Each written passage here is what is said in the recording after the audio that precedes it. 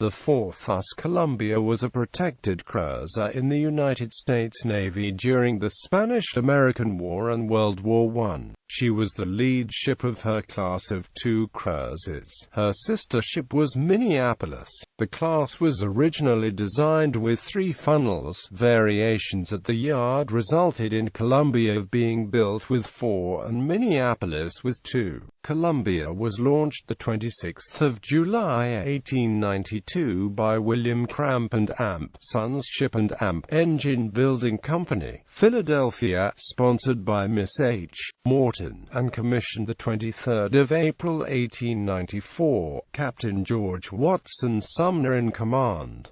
Service history. Columbia joined the North Atlantic Squadron, and from the 30th of July 1894 to the 5th of January 1895 cruised to protect American interests in the Caribbean. She participated in the intervention in Nicaragua from July to August 1894.